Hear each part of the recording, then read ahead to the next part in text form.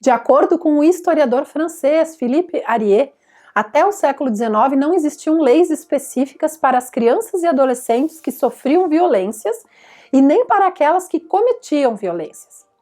Crianças e adolescentes que se envolviam em crimes eram punidas de modo semelhante aos adultos, podendo ficar nos mesmos estabelecimentos, ou iam para escolas de reforma ou reformatórios, mas respondiam à mesma legislação, aos mesmos códigos penais dos adultos. No caso do Brasil, as 3 primeiras décadas do século XX ainda tinham essa característica. A gente já falou aqui nesse vídeo no caso do menino Bernardino, que trabalhava como engraxate no centro do Rio de Janeiro. Bernardino tinha 12 anos e foi preso depois de jogar tinta em um cliente que se recusou a pagar pelo serviço. Por conta disso, ele ficou 4 semanas em uma cela com 20 homens adultos que cometeram todo tipo de abusos e violências contra ele. Afinal, em 1926, quando isso aconteceu, as crianças podiam ser levadas aos tribunais a partir dos 9 anos, caso ficasse comprovado que tinham discernimento da ilicitude de um fato. Hoje nós vamos olhar para a história da infância especificamente com esse foco. Como eram tratadas crianças e adolescentes que cometiam atos infracionais no Brasil. Falar disso não é importante só para quem trabalha no CREAS, com as medidas socioeducativas e o ato infracional, mas para toda a sociedade. Vamos lá para mais essa conversa? Eu sou Ana Pincolini e esse é o Suas Conversas.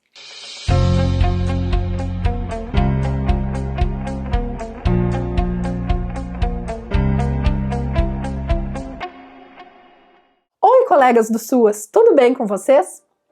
Uma sociedade que não conhece a própria história tende a dar velhas respostas, achando que está abafando e que aquelas são práticas inovadoras. Assim, não raras vezes, essa sociedade comete os mesmos erros. Toda hora a gente vê isso com os defensores da redução da maioridade penal, que provavelmente não sabem que no início do século XX era possível uma criança de 9 anos responder criminalmente. Boa parte dos preconceitos é motivada justamente pelo desconhecimento. E nós, trabalhadores do SUAS, temos um papel muito importante de informar a população e ajudar a quebrar esses velhos paradigmas. Essa é uma forma de aplicar na prática o que chamamos de compromisso ético-político. Contribuir para desconstruir velhas soluções que não deram certo, basear-se em dados para tomar as decisões numa política pública e basear-se na história e na experiência dos que vieram antes, evitando repetir aquilo que não deu certo. Mas antes de seguir, eu convido você a curtir esse vídeo, inscrever-se aqui nos Suas Conversas e já ativar o sininho das notificações para ser avisado quando tem vídeo novo por aqui. Convido também a me seguir no Instagram, @AnaPincolini. Todas as minhas redes sociais e contatos ficam aqui na descrição do vídeo, abaixo do player. Os tribunais de menores nascem no final do século XIX, como corte específica separada da justiça dos adultos. Em Boston, nos Estados Unidos, em 1869, foram feitas as primeiras tentativas de probation, ou implantação de uma liberdade fiscalizada para adolescentes que cometiam atos infracionais.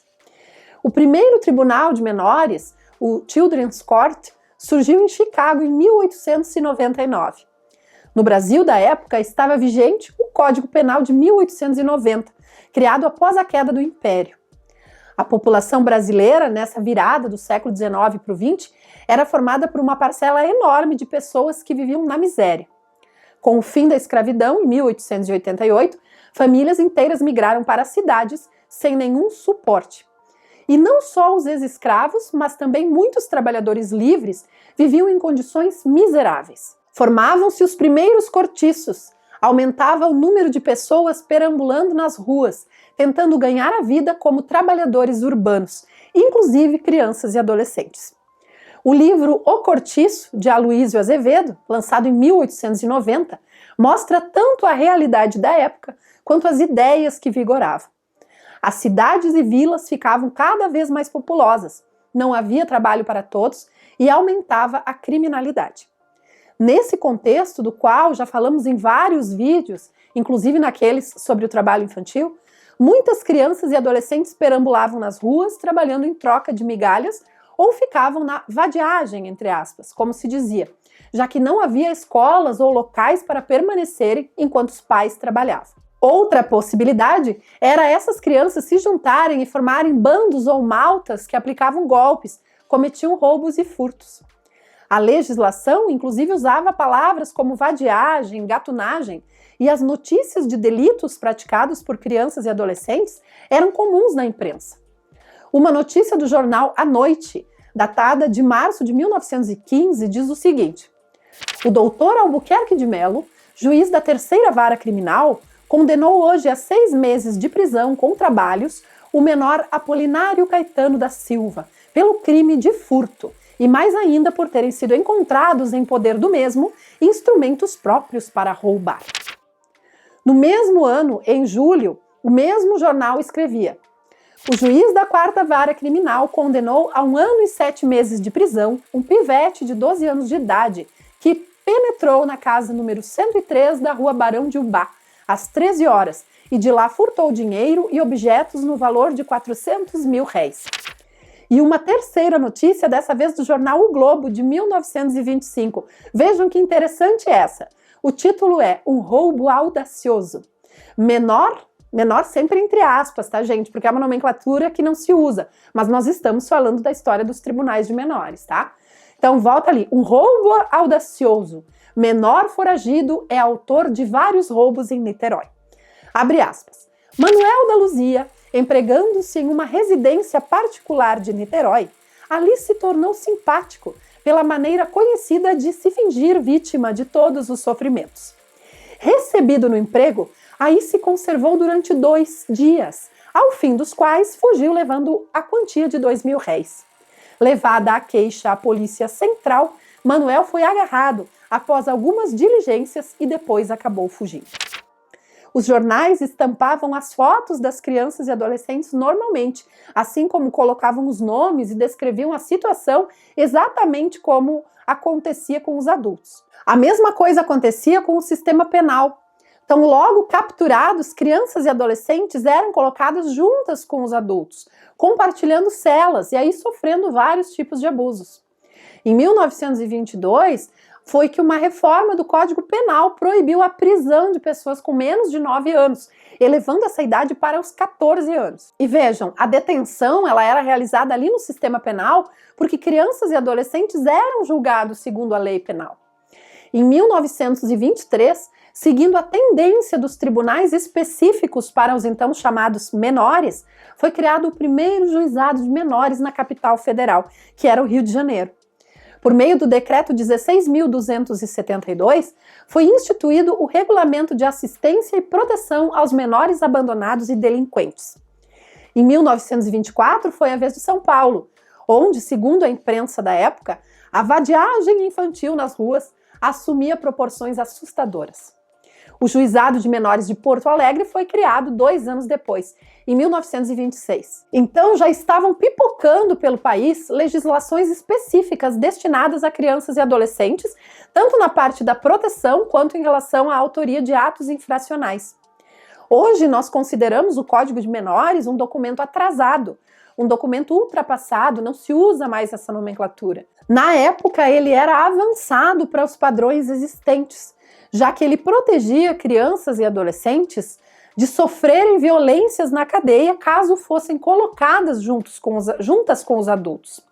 Se considerarmos que, em geral, essas crianças e adolescentes roubavam para sobreviver e que suas famílias viviam na miséria sem nenhum suporte do Estado, o Código de Menores foi uma primeira ação no sentido de reconhecer a vulnerabilidade dessas crianças e a necessidade de um tratamento diferenciado a elas.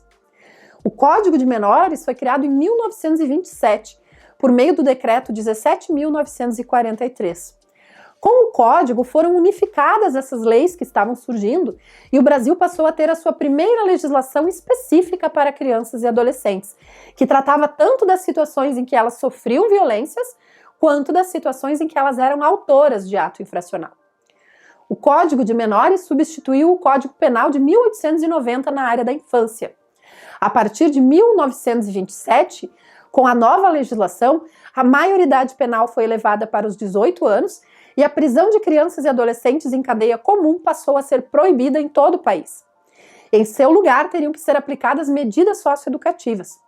Para os então chamados menores delinquentes, entre aspas, com idades entre 14 e 17 anos, o destino seria uma escola de reforma ou reformatório, onde receberiam educação e aprenderiam um trabalho. Os que tinham menos de 14 anos, que não tivessem família, seriam mandados para a escola de preservação, uma versão mais branda do reformatório. Dependendo do ato cometido, as crianças mais novas que tivessem família até poderiam voltar para casa, desde que os pais prometessem às autoridades não permitir que elas reincidissem nos atos infracionais. Aos poucos, a criança começava a ser vista como um ser vulnerável. O próprio discurso da imprensa foi mudando, como nessa reportagem da Gazeta de Notícias de fevereiro de 1929 sobre crianças de rua, que dizia o seguinte: aí elas encontram más companhias que os desencaminham, adquirem vícios e maus costumes, deslizam para a vadiagem, a mendicidade, a libidinagem, a gatunagem e outras formas de delinquência. Vejam que, em geral, os delitos eram estar vagando na rua, pedindo esmolas, a libidinagem, os furtos, a gatunagem.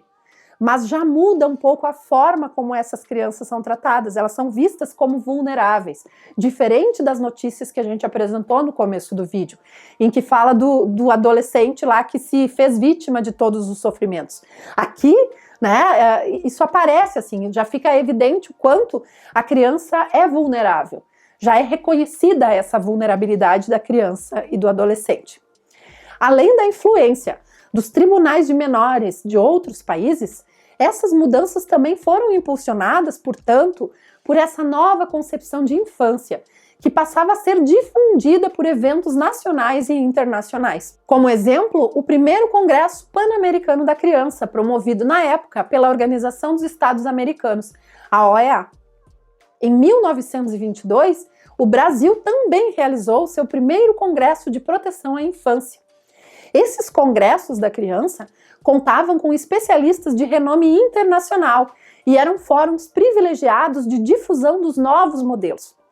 Por um lado, eles fomentavam essa nova compreensão da infância como um período a ser protegido.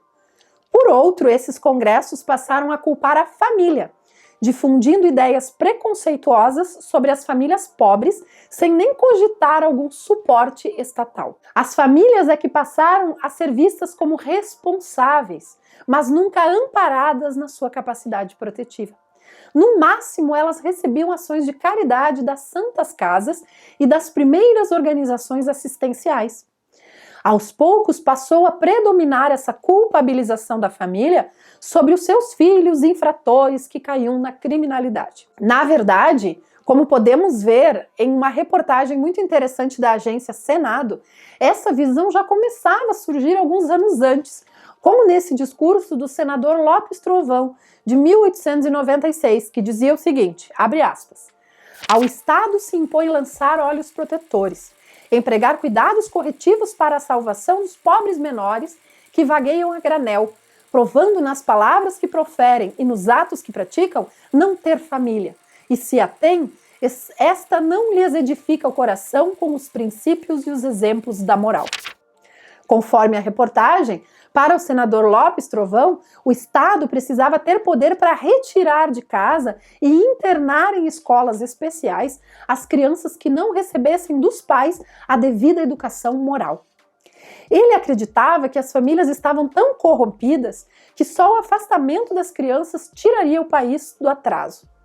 Essa tendência familista de considerar a família socialmente e moralmente desajustada, portadora de uma espécie de patologia social e considerá-la a culpada de tudo, vai marcar todo o período de vigência do Código de Menores, tanto da primeira versão, de 1927, quanto da versão de 1979. Quando falamos em não patologizar, em não culpabilizar as famílias, estamos nos referindo a não repetir essas velhas ideias.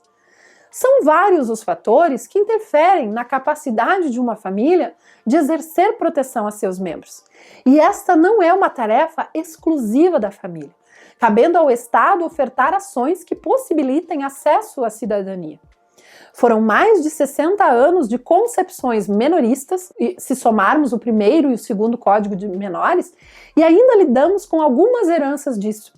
Penso que nós, profissionais do SUAS, temos um papel fundamental na produção de novos imaginários que rompam com essas velhas heranças, seja do Código de Menores, seja do familismo que esteve associado a ele, essa ótica de culpar a família e responsabilizá-la sozinha pela proteção aos seus membros.